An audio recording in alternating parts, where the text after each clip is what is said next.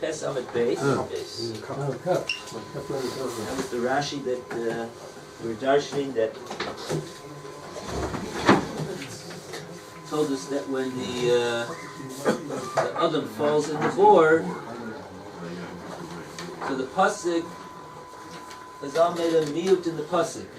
Shor below it says kinafal shama shor b'chamor. When your shor or your chamor falls into that bore, then there's going to be liability. And Chazal say, but not when the Adam falls in the bore. When the man falls in the bore, there's going to be a mute. So, what does it mean, mute? Exclusion of liability, mute. The pasuk is excluding, it's talking about liability, and the way that it says shore, that's a mute for Adam. Because I understood that's a mute, that's an exclusion of liability when Adam falls in the bore. Rashi said, let's take a look at the Rashi inside. Why isn't it a mute for all animals then? Only a shore, well, only a chamor. Which Torah is there to say he's mentioned that shore. the Torah's dafka means a shore? He said road, shore. Would you want the Torah to have a laundry list of 5,000 of Hashem's creatures? And otherwise, we would assume that all of those animals, there's no liability. Is there any svara to say that? No, there's no svara. I'll give you a svara. You could have just said shore, like you said yesterday, and you would have understood chamor. So why does it say shore b'chamor? Because it's saying only shore b'chamor. Yes. Okay, now on that's an interesting point, but we do have such a thing like that also, when there's two. We have such a thing when the Torah has two psukim that tell me that the din is like that in those two cases, and that means to say over there it's like that, but in other cases it's not like that. That's what we say about two psukim. Shnei psukim haboin ke'echad ein malamdi. Two psukim that come together to say the same thing. Why did the Torah waste two psukim to tell me the same thing by shor and chamor? Here the Torah didn't waste two psukim. It's in the same pasuk. It doesn't fall under that klal of shnei ksubim haboin ke'echad. Shnei ksubim haboin ke'echad means that the Torah took two psukim to tell me one pasuk, separate pasuk, it says shor is liable, and then the second pasuk tells me a different pasuk totally that chamor is liable. That would fall under the category of shnei psukim haboim ke'echad ein malamdi. We can't learn out. Generally we would say, oh, if you have one pasuk and it says shor, and there's liability for shor, so we would say, oh, one pasuk says that. Now, why would that be that the Torah is saying only shor? Is there any reason why we would say that? He could have picked another animal. Because the Torah doesn't need to give me a laundry list of 5 million animals. It told me one animal. And then we have a b'memetzinu. Then we have a binyanav. Just like that case there's liability, so too all similarly situated cases have liability. The Torah doesn't need to write laundry lists. Okay? That's that idea. Now, if the Torah wrote two psukim though, then we have a cloud that we say at the if you have time to say the Yud Gimel Midas of Rabbi Yishmael before Psukah de Zimra, it says over there Shnei Psukim Haboim Ke'echad Ein Malamdim. I believe it says over there. Maybe not. Okay, you can check it.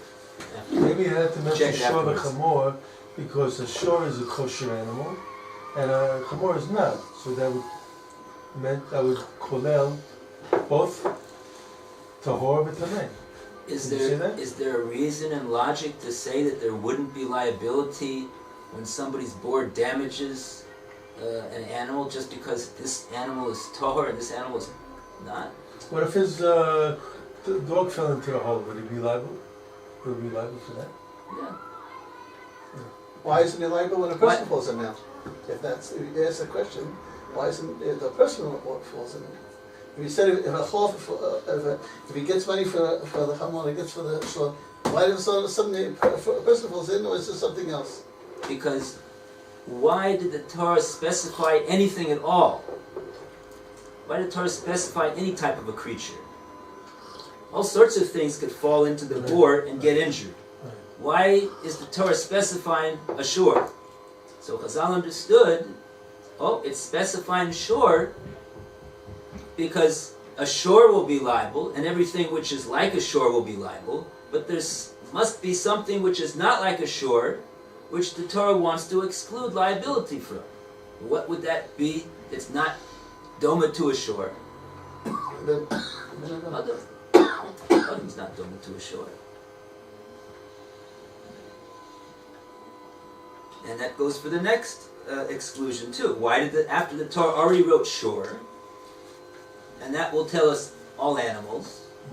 I don't think there's any svara to say that there would be more liability for an animal which is tohar as opposed to an animal which is not tohar. I don't think there's any svara to say that. So why would the Torah say chamor after it said shore? So Chazal understood, there's really no need for the Torah to say this exclusion of, this liability over here of chamor. Why did it tell me that the chamor is also liable? To tell me Exclude something. another exclusion, right? To tell me another exclusion. We have another exclusion that we need to make. There's another category of thing that that there won't be any liability for. What's that? Kalim. So there's the drush of Chazal. Shor below Adam, bor below Kalim. That's how Chazal understood the pasuk, as far as I understand.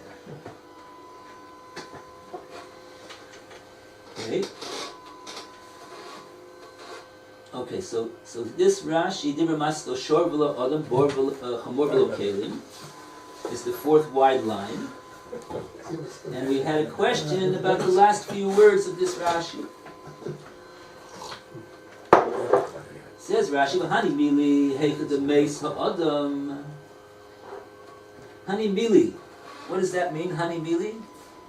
These words? These words. Which words? The Dibur Musket. The words of Shor below Adam, right? Chamor below Kalim. That drasha that excludes Adam is referring, says Rashi, those words apply. Heichad Mesa Adam. That's where the Adam was mace. There will be no liability. How do we know that the pasuk is talking dafka about Misa? The Krah Misa Mishtoit, because the pasuk is dealing with Misa. Where do we see that? Siv Hames Yelo. That was the pasuk after it says Ki Nafal Sham Shor B'Chamor. It says in the mace will be his. But the Nezek Adam, if the Adam is simply injured, he didn't die in the bor, then Chayav Balabor. Then the Balabor will be Chayav. What will he be Chayav to pay? Damages. Damim. Compensatory damages. To be Chayav to pay damim. Okay.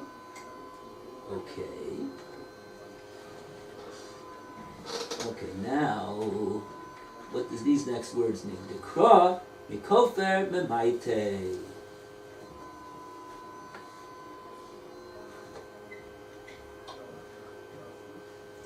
That the pasuk says that that we exclude kofir payment.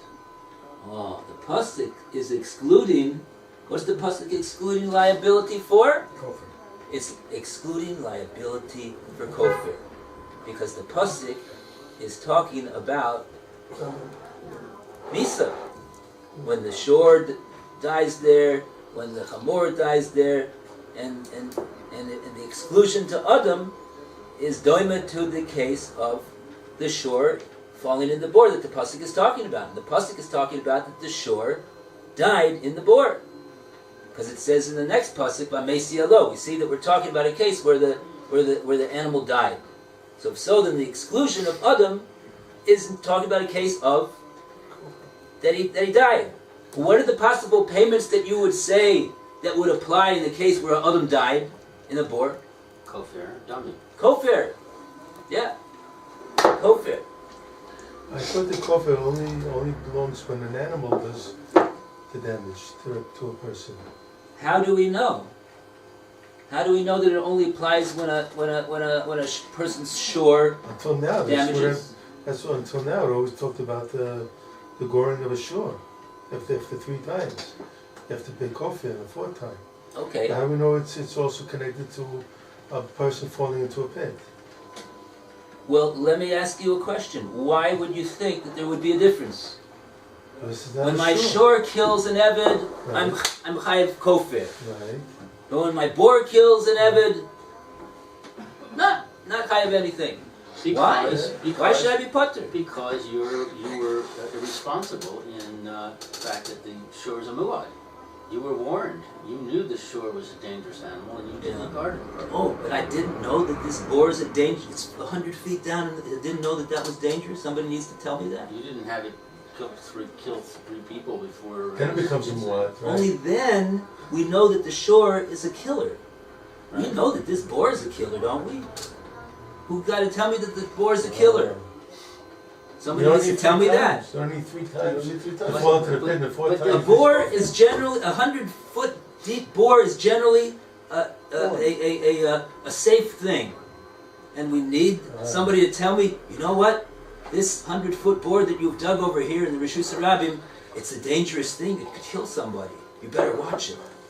Do we need that? Still, with a muad, you've gone through a whole process 3 times of the thing killing somebody and going to court. Do you need to warn him You've 3 got, times? got a much need to- more strong Yeah. reason to be wary in that case. There's a big difference though, for sure. All it does is But that's, is tell me that he has been put on notice that his animal is a deadly animal. That happened after the first time he killed. No, we don't say that. But the The owner first should time it know. happens, what do we say? If we say,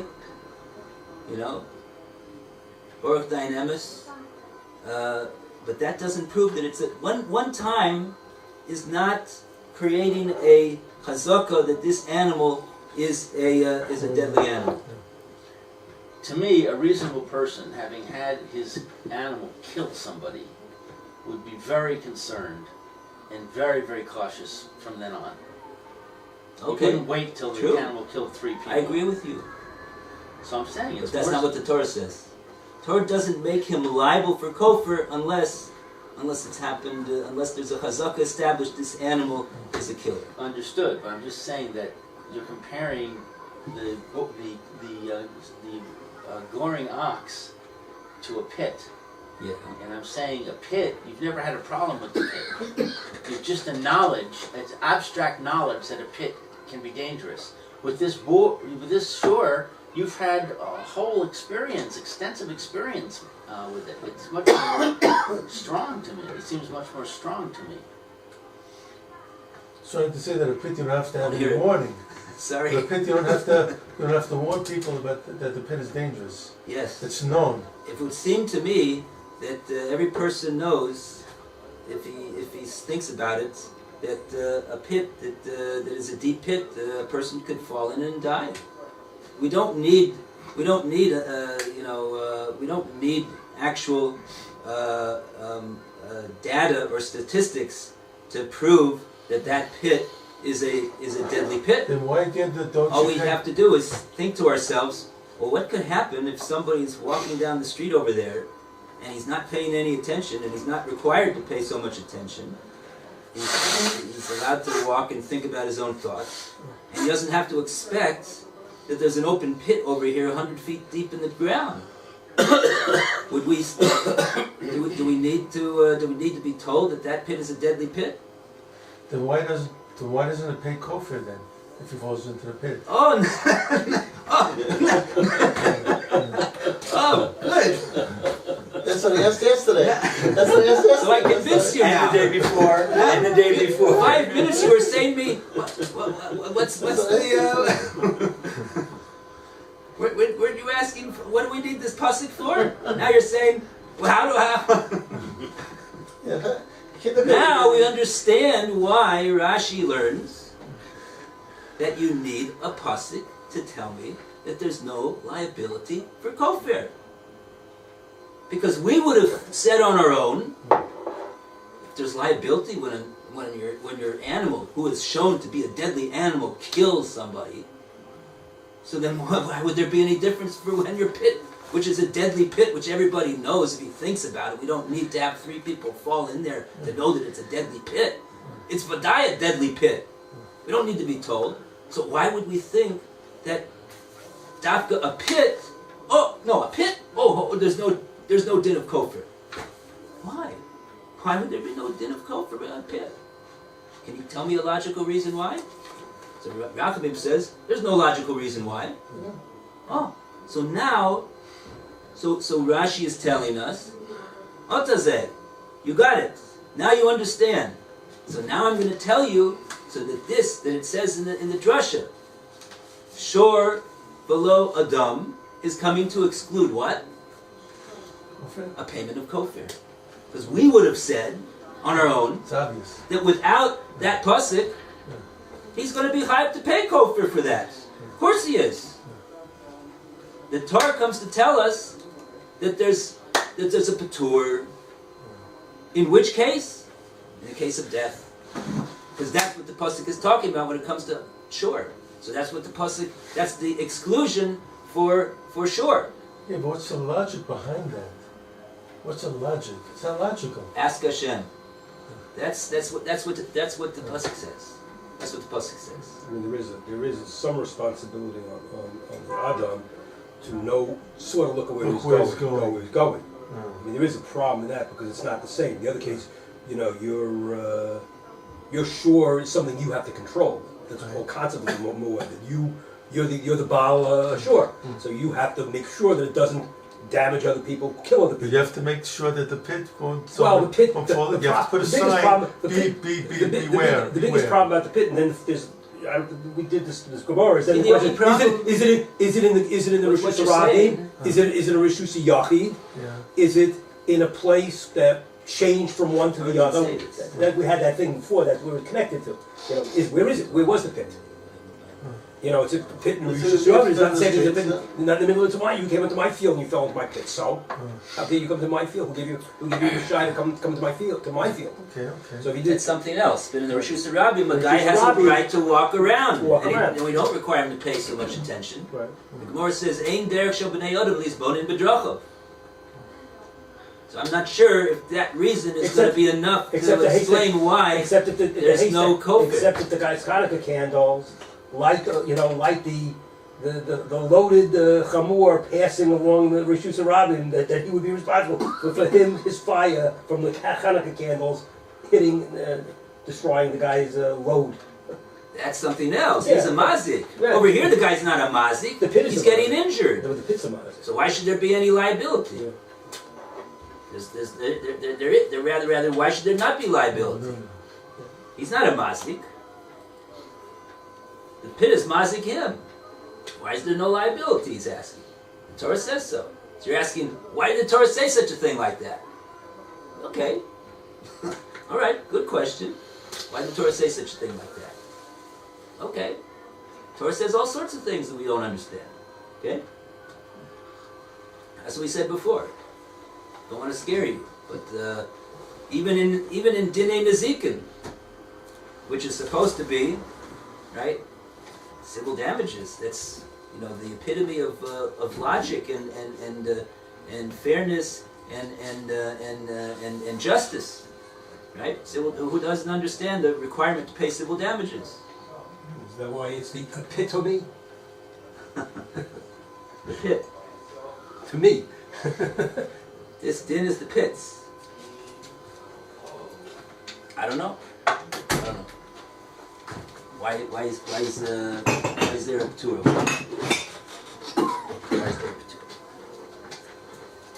So this, I believe, is what Rashi is saying over here. This because we were medayik that there's a connection over here between what Rashi says that for nezek ha'adam the Baal Habor is chayiv, going to be chayiv for that, and then Rashi says because the dikra, because the pasuk mikofer memaiteh, the pasuk is mamayit him from kofer. What's the connection between these two ideas? That the Baal Habor is going to be chayiv for nezek ha'adam, because the pasuk, when it makes its miyut, is talking about a miyut of kofer. This is there a our principle that What's you the don't pay kesher? both? Isn't there a principle that you don't pay both? You pay one or you pay the other? So if you're not going to pay kofar, then you pay dami? According to Rabbah. But over here, in the case of nezek adam, there's no kofer payment. There's no kofer payment over there. The nezek that the Baal Habor is chayav is not bimkom a kofer payment, which is there's no kofer payment because it was done shalom kavanah, or it was moed b'knas. We don't have those reasons. It's intrinsically not a case of kofer. The only case of kofer is Death. death. And death cannot be done. That's a good point. Death is not dummy. So that's what we were bothered by yesterday. What is the connection that Rashi is drawing between the chiyuv of the Baal Habor to pay for nezek of the adam and the fact that the pasuk is talking about that there's not going to be any liability for kofer? That's talking about kofer. What's the connection between these two things? So that's what we were bothered by at the end of the shir yesterday. Anybody have any solutions to this question?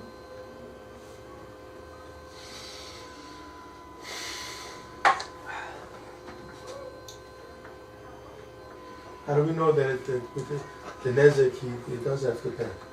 How do we know that? Why would we think that when a man is injured in a bore, that the Baal Habor would be pater on the nezek? Because he's pater on the death. Even more so on nezek. Even more so on Call nezek. v'chomer. I like it.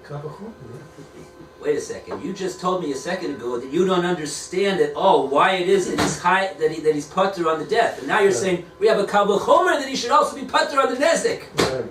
Well, because if he's putter on the death, and death is more serious than nezek, then kol v'chomer should be putter on nezek. Okay. A chiddush like this that we're saying in the pasuk, that there's a patur on the din misa. You can't make a kal v'chomer from a chiddush. You don't make a kal v'chomer from a chiddush. It's a chiddush altogether that chiddush is so, right? Everybody's asking, why should be putter on kofer? Why should be putter? Why should be putter when the guy dies? Why should be putter? So we have a klal. Ein bo el chidusho. Only what we're forced to learn, which we don't understand, which is a chiddush, we will do. We don't need to add on to it and say, oh, kal v'chomer, that according to that, then we're going to say over here there's also another chiddush, which we wouldn't understand. No, we don't need to say two things that we don't understand. It's already enough, one thing that we don't understand. Okay. Seder? Yeah? In other words, the rule is what? A man is chayav when something that he does causes damage to another person or another animal. That's the rule. Right? if he's going to be chayav for this type of damage, he's going to be chayav for that type of damage, everything is chayav. We needed a miyut in the pasuk. We needed a special gzeres akasav, Won't be kofir. an extra word that we don't know why it's there, in order to learn that there's a patur for Adam. We wouldn't have said it on our own. Oh, how about this? The pasuk is excluding kofir for a death. Right. It's not excluding damim for a death. Therefore, it's not excluding damim for damages either.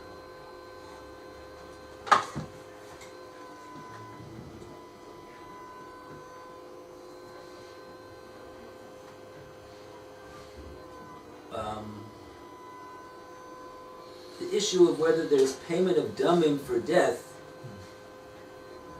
is a whole that's the whole issue that we have in the Gemora over here.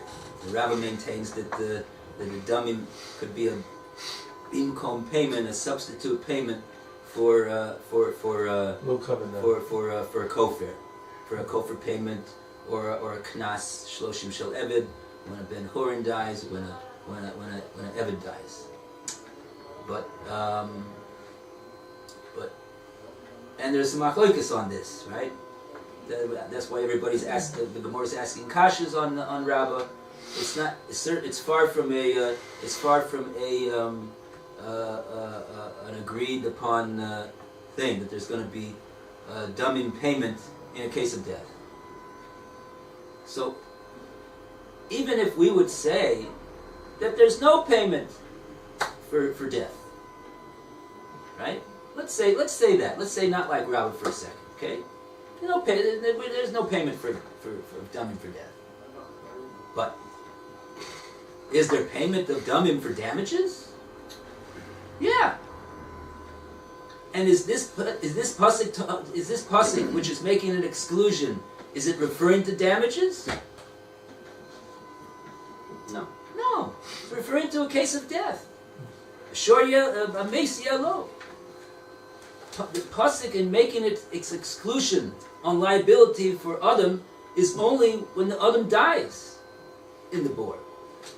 But as far as the pit goes, as far as the Adam's damage in the pit goes,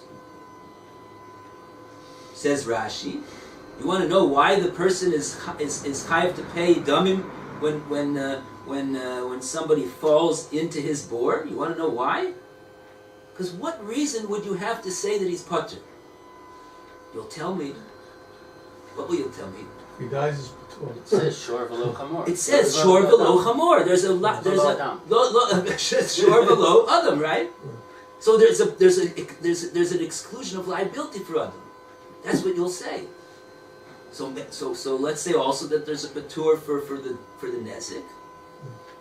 Says Rashi, no. That's what the Rashi was talking about. This pasuk is talking about death.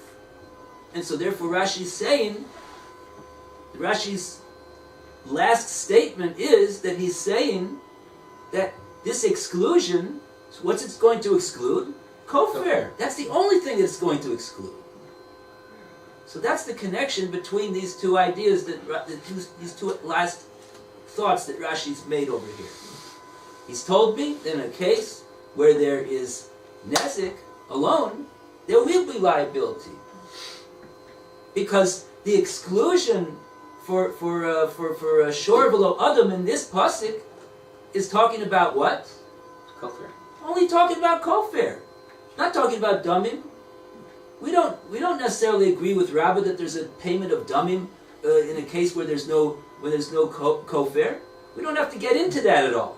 But one thing we know is that it's talking about an exclusion of liability in the case of death. And an exclusion of liability in the case of death is kofir. What about exclusion of liability in the case of nezik? Is this pasuk talking about that? No. So why would we think that there? So that's what Rashi says. The only chance you have to say, the only possibility you have to say that there's going to be exclusion of liability in the case of nezik is from this miyut in the pasuk. And this pasuk is not talking about that. The pasuk is only we can only use the pasuk to exclude liability for kofir, because the case is a case of death. That's what the pasuk is talking about. So Rashi is proving to us that there's no basis for saying that there would not be liability in a case where Adam is injured in the bor. So that's the connection between these last two thoughts that Rashi has said. He said, as far as the person being injured in the bor, balabor chayav. Why? What would you say? Oh, but isn't there a miyun in this pasuk of liability for Adam? Yes, says Rashi. Yeah, because that pasuk is only excluding liability for kofir, because the pasuk is talking about death. So Memela, we say there's liability for nezek, just like there's liability whenever a person his property causes somebody else injury.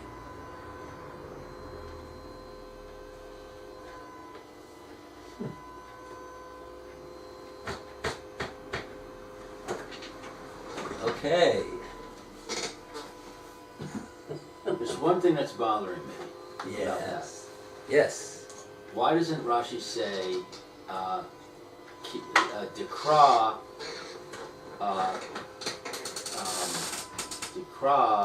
kofir rak mimiut? It only limits kofir. That would emphasize the point you're making.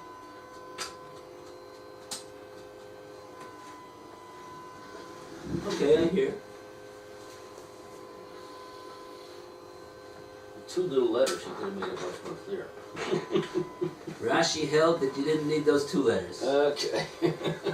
Rashi held that it's clear without those two letters. If you think about it, I think it's clear without the two letters. The Mesifta will have those two letters. If you look in here, that'll have those two letters. Rashi's trying to minimize the amount of words that he uses. And you have to break your head to figure out what it is that he means.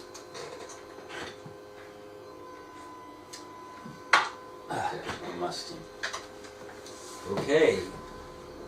So now, gentlemen, we're going to go weiter to the next step of the Gemora. Remember where we're holding in this Gemora? No. No. Going back? What Gemora? What Gemara? We didn't realize that what we just did was a side excursion. That was a detour. Right. That wasn't really our subject matter. But it's a very important drasha. That drasha appears in Bava Kama a number of times. Shor v'lo adam vor v'lo kelim. So we explored it a little bit. So that's good. Glad we did that. So now let's go back to where we're holding in our Gemora. Our Gemora is we're on Mem Gimel Amud Beis, and we right. The Gemora wanted to say, well, the Gemora is looking right for a source for Rava from a brisa or a mishnah that in this din of Eish, where it's shalom b'kavanah, and there will not be a payment of kofir, and there will be edim, so there won't be any patur, any other type of a patur. There will be a payment of damim, according to Rava. And Rava says there should not be a payment like that. According to you, Rava,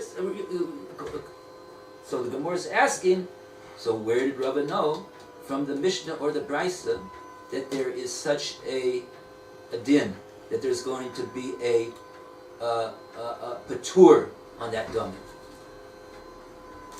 Where did he know that from? What do you mean by chomer be'esh mibor? Yeah, okay, so let's do this again. Let's go back into this. See where we are over here? Ella ve'ella mehadasanya. Where is that?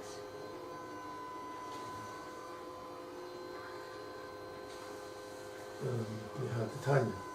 This is where like Rava gets it from. Is that what we're trying to say here? Yes. That you don't pay. This is what the Gemara is doing right now. Begufo. Gufa. First one was Begufo, thank you. Thank you very much. There we go. Okay, ve'ela.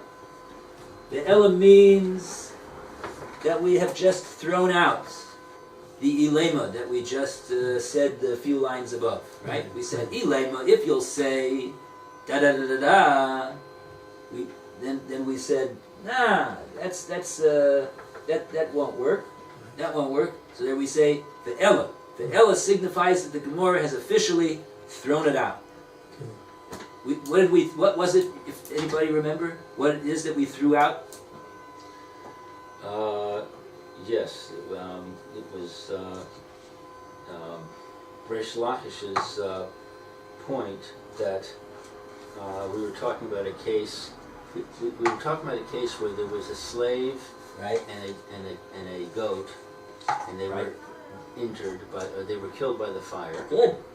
And Reish Lakish says he reads it that you actually set fire to the slave directly. It wasn't indirect, Right. and therefore you can't draw any conclusions to the case where it was indirect. Right. We wanted to draw a conclusion from that din in the Mishnah of Petur that you see that somebody's eish, when he lights a barbecue and it gets out of hand, shalom b'kavanah, and there's edim, and the Eved dies, that there will be no payment of damim, because it says patur.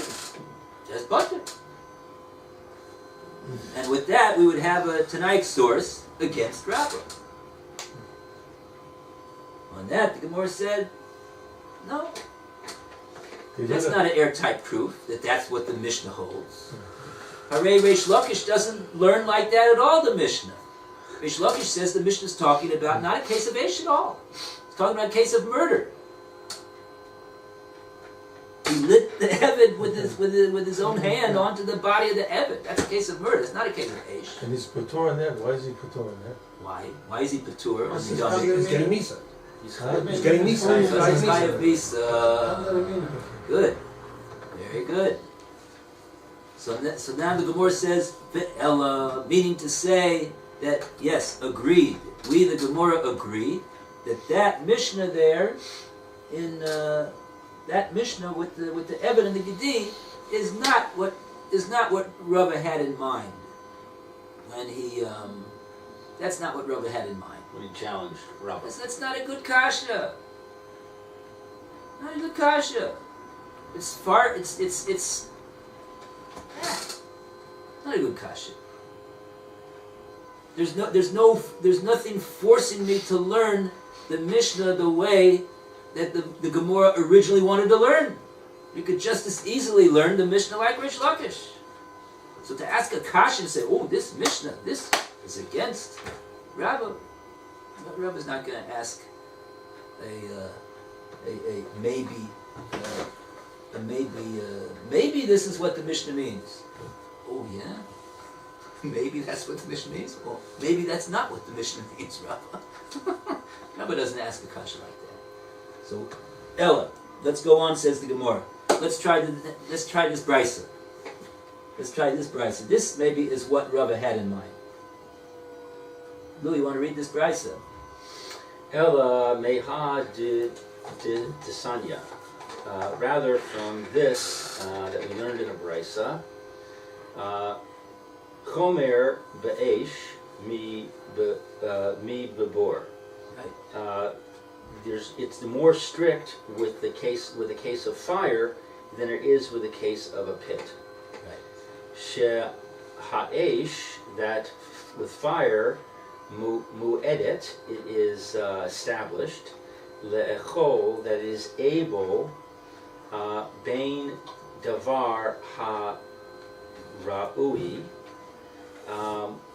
whether it is something that is roy, something that is appropriate or fit, la in it, bein davar she'ein roi la, or something that's not fit for it. So in other words, a fire can damage things that are not flammable. Well, the point here is that there's going to be liability when the fire damages, even if it damages something which is not so likely or regular to damage. Right. Right. That's a stringency that we find by Eish. Masha'en came before. Masha came before, and this is not true of a pit. A pit doesn't damage things that it doesn't usually damage. There's no liability. There won't be any liability if the pit, based upon its depth or its nature, would not do that type of damage to that type of thing that was injured in that pit. And therefore we see a stringency of Eish over Bor, which is the subject matter of this brisa. The subject matter of the brisa is How would this prove for Rava? Homer be'Eish mi b'Bor. How would this prove for Rava? I would say the opposite.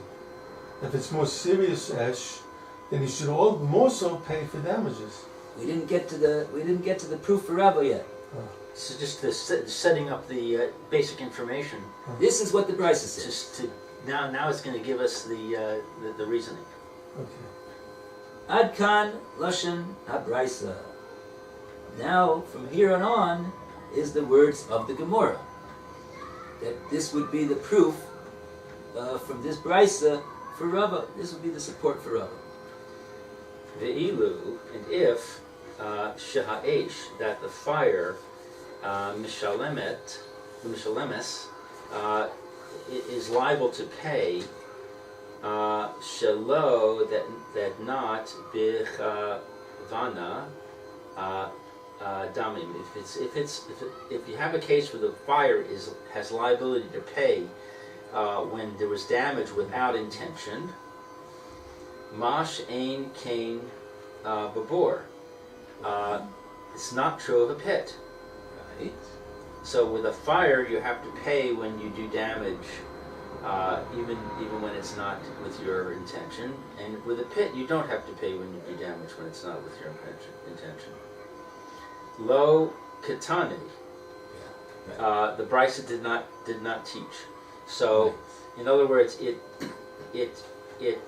didn't. It's reversing its logic, it's saying it did not specify that with a pit you don't have to pay. Right? Am I getting that right? Right. It didn't say the ilu means, and with regard to this distinction, lo katani. We did not learn it in the brisa. So there's no payment of damim. This is a kushya for Rava now? This is Rava's kushya on Rava? Well, what are we? What does this prove? What does what the Gemora said prove? Why is this good for Rava? Why is this good for Rava? Okay, that's the question that's on the table, which is the pshat in the Gemora.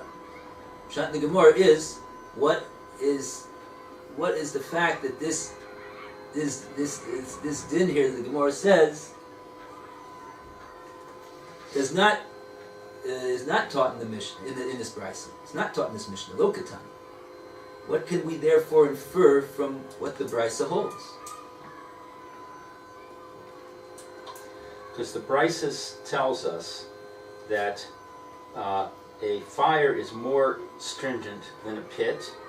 Yeah. Because with a fire you have to pay if you damage something that's not roy, whereas a pit you don't have to pay if you damage something that's not roy. That's an example Where we find that the Eish is more stringent than Bor. Right. What That's it didn't say is, Didn't say. in our case, Mhm. where you have the fire killing the slave, Right. you have to pay damages, whereas Right. if the pit killed the slave, you wouldn't have to pay damages. Right. It didn't say that. Didn't Since it didn't say say it that. must not be true. It must not be true, because why wouldn't it mention this case? Is there some reason why it would not mention this case? If the subject of this brisa is Homer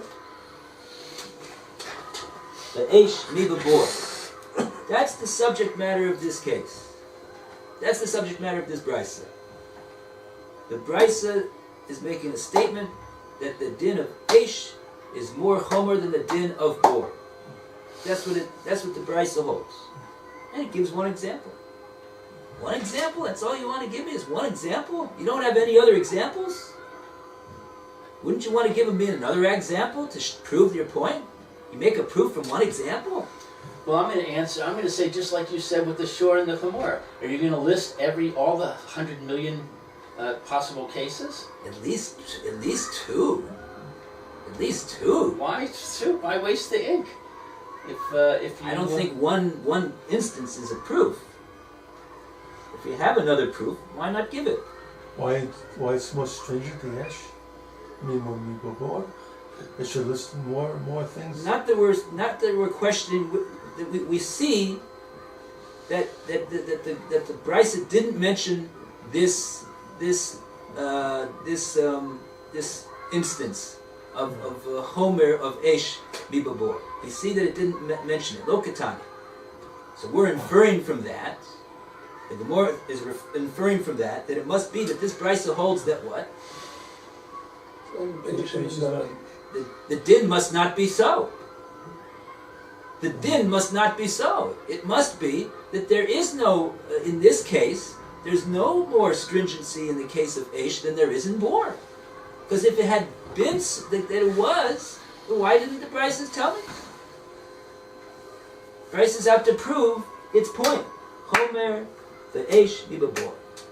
Okay, so prove it. One case is a proof. You got one case. You don't have any other cases. You don't want to waste the ink. No. So therefore, the Gemora concludes that it must be that din is not so. In that instance that we're talking about, Eish is not more chomer than Bor. Oh, if so, then this Brisa holds that what? It's patur of damim. There's a patur of damim, not like Rabbah.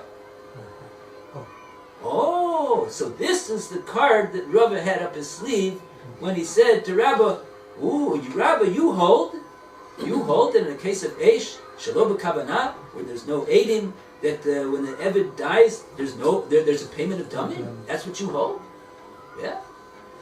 Well, I got something for you. He's got a card right here. The Brisa doesn't say like you, Rabbah. Played the Brisa card. Brisa doesn't say like you. So the Gemora is saying right now at this step, right? Here's the card that Reuven had up his sleeve. Okay? Now let's go to the next step. The next step is Dilma, perhaps Tana, the author, the Shayar. Tana V'Shayar. What does this mean? Shayar. Tana What does this V'Shayar. mean? Perhaps the author left out. He taught some. In other words, he left just, out some. it's like I said, he just said one. He didn't say all the 100 million that he could have said. What's problematic with this Gemora is that usually when the Gemora uses this concept is a good concept, right? Like we said before, you don't need to give me a laundry list of 5 million animals, right? We don't have time for all of that. Give me, but just one. The Gemora here is saying l'chora a chiddush. We could even say Tana V'Shayar when only one case the Brisa mentions to prove its point. That's why the Gemara says Dilma. Maybe we could say Tana V'Shayar over here. Shvach teretz, in my humble opinion. But Which shvacha mean? a week. A week. Week. Shvach teretz. But you know what? When it comes to answering a kasha on an amora, a shvach teretz is all you need. Ah, that's right. That's It's what all we you said need. before. Like we said before. Only if you have an airtight proof against Rabbah can you disprove him. And the Gemara is saying, okay, not a strong teretz, but it's a good enough teretz. And therefore, this is not the card that Reuven had up his sleeve. Not the card that Reuven had up his sleeve either. Okay. But sure. Shabbat Shalom. The Thursday. He's not coming. He doesn't come on Thursday. He has to pick up the kids. I almost lost a day. Wow. You hear this guy here? He's worried about losing his days. That's what the Bali Musa bring, right? Person is generally worried about losing his money. What about losing his days? That's what we have to be worried about. Oy. So what does it mean the word Tana B'Shar. Tana B'Shar means Tana. What's Tana mean? What does the word Tana Tana mean? is a Tana. And what does a Tana do? He teaches. He's the teacher. So This is from a Tanaic source? the Brisa was Tana. Yeah, there's a Brisa here. We're asking a kasha from the Brisa. Only a Brisa would be a refutation of Rabbah. Rabbah's not going to argue as a Gemora with a Tanaic source. Okay? Right. That's the rule. That's the rule. So here, the Gemora is saying, but Tana over here is just saying that this Brisa taught what it taught, V'shayir, and it left over other things that it could have taught, but it didn't, because the Brisa doesn't, the Mishnah, the Brisa, doesn't need to list every single case of all of the cases where the rule that it's stating applies. Okay, but couldn't give me just one more? Well, all you told me is one. If you give one more, then you're going to ask, why these two? Yeah, Why right. this one and not that one? Well, You're going to open a whole Pandora's box if you give a second one. okay, so that's the Gemora's answer. Tana left aside, he was sha'er, he left aside What does Shia all the mean? What what? does Shia mean? He was misha'eret. He left it over. Left over from teaching all the cases where Aish is more Homer than Bor. So the Tana holds really like Rabbah, we're saying. We could say, Dilma the Tana really holds like Rabbah. That means you will pay. That you will pay in the case of Aish, and you won't pay in the case of Bor, and it's a second instance where Aish is more Homer than Bor. That's enough to repel the Rabbah. Yeah. No, that's enough to defend Rabbah. From Rabbah's from this would not to be defend Rabbah. No, we're not defending Rabbah. We're not defending Rabbah. Yeah, first of all, here we're looking for. We're saying what was Rabbah's source for asking his question. He must have had some Tanaic source that learns that there is no liability. So the more saying, will this be maybe this is the source? The more says no, because it's not clear that this source in fact holds that way. Because Dilma Tana B'Shayir. Maybe the Brisa really does hold that there's a liability of dumbing it for Aish, and there's no liability for Bor, and it didn't teach it in the Brisa. Why not? Because this is a cloud that the Gemora sometimes teaches cases and leaves over from teaching other cases that it could have taught, but it had its reasons why it doesn't need to teach every single case that there is. So this is repelling Rava's proof that there is patur. Actually, he really should be chayav. Como Rava says. Yeah, maybe this Bryson, Dilma. It's enough for us to say Dilma. As long as we, right. as long as we could say that perhaps this Perhaps. brisa holds this way, Right. then we're not prepared to say that this is Rava's proof card of- up his sleeve Right, right, right. in refuting Rabbah. Right, right, right. If you could learn the brisa some other way, even if it's a shvacha way to learn, that's already enough to say that that was not not that proof was for not Rabbah. that was not the card that Rava had up his sleeve. Okay. Okay, that's not the card. So Shia means Nishara, Kind of a shire, left over. left over. It taught the one case that it did, and it left off from teaching a second case that it could have taught. Meaning that the din in fact is so in that case. That Eish is really more Chomer than Bor. There is liability for Eish in that case. And Bor there's no liability. What? So left over other cases. Left over other cases, right. Town of Ashire. It taught what it taught, the Shire, and it left off from teaching what it also could have taught, but Right. it didn't teach, and that is the way that the Mishnah talks. Okay. Okay. That's a certified way that the Mishnah talks. The Mishnah does that. So if you'll say, what, the Mishnah is the Brisa is going to teach only some of the dinning that it could teach, and it doesn't need to teach all the dinning? Yeah, right. Yeah, we find that. Ton of Shire. That's an acceptable explanation of a Mishnah or a Brisa. The subject is you're showing me you're claiming that Eish is more Chomer than Bor. Oh, so that's what you claim. So let's hear what the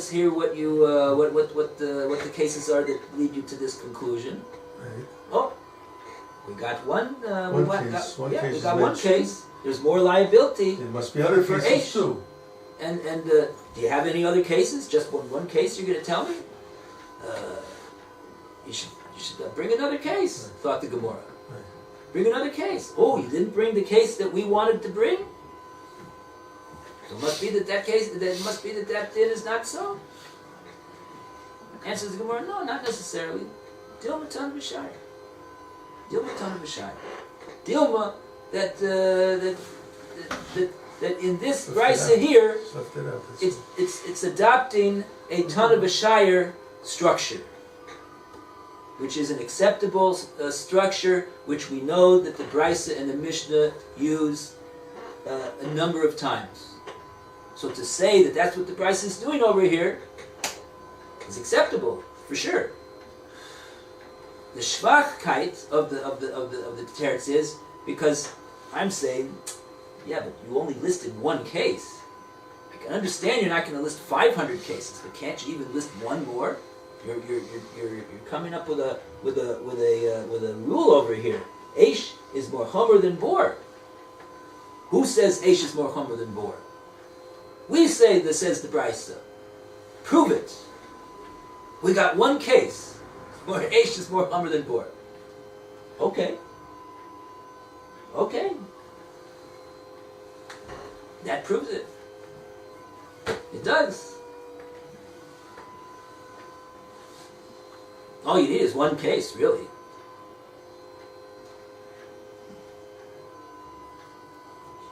Don't have any other cases?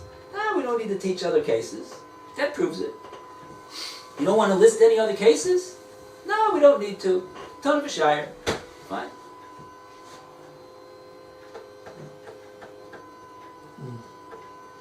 That's the derech for a brisa or a Mishnah to learn like that. That in and of itself is not difficult. Okay. Ella, so the Gemara says, accept it. Throw out the brisa. Not what we're looking for. Okay. Yechiel, you want to read? Eda Rava, Gufia, Gufei, Gufei, Avoi, Nevei, Lei Asho, שלא בכוונה, אם משלם דמים או לא. So Rav is asking a question. He wasn't. Period. Period. Yeah. He's just asking a question to Rabbah. Ella says the Gemora, Rava Gufe, Rava himself, Rava Gufe, Rava himself, Iboyale, was doing nothing more than asking Rabbah. There's one he wasn't disagreeing with him. He didn't have any card up his sleeve. That's what we thought. Yeah. That's what we thought.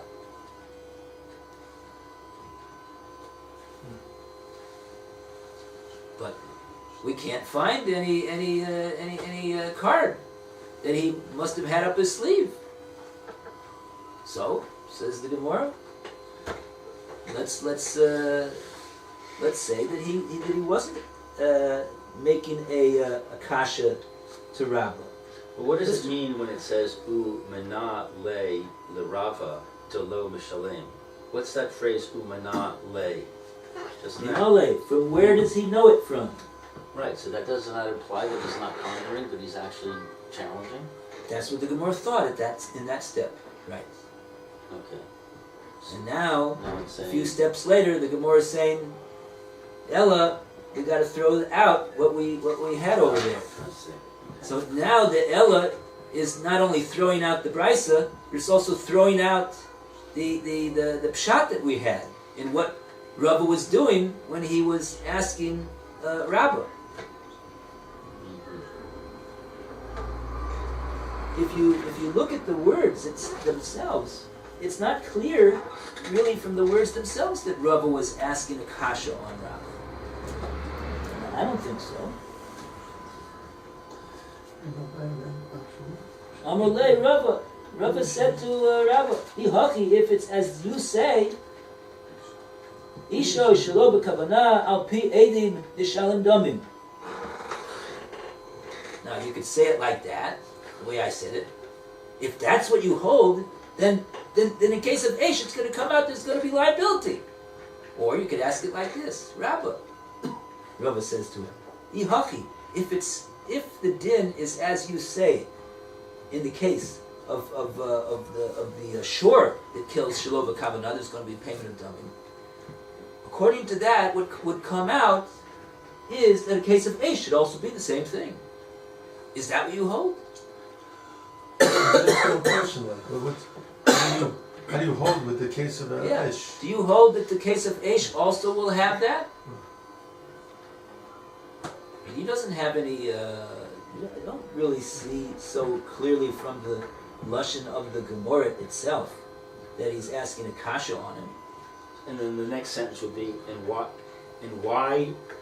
does Rava think that it would be that way? Or why is Rava incredulous? Binole. What's binole mean?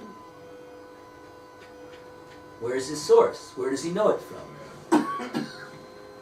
From where? Where does he know? From where to it?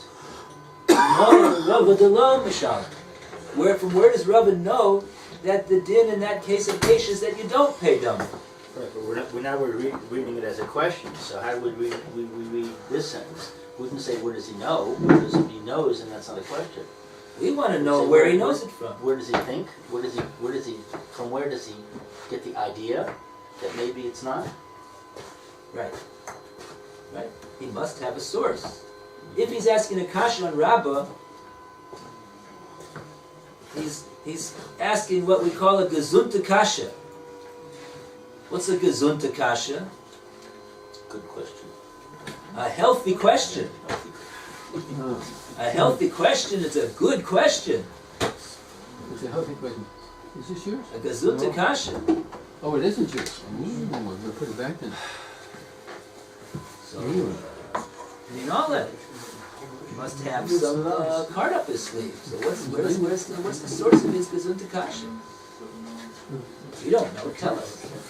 Now we're saying it's not a simple question. It's just a ponder. It's not even, yeah, he's not even asking a question. He wasn't even asking a kasha on Rav.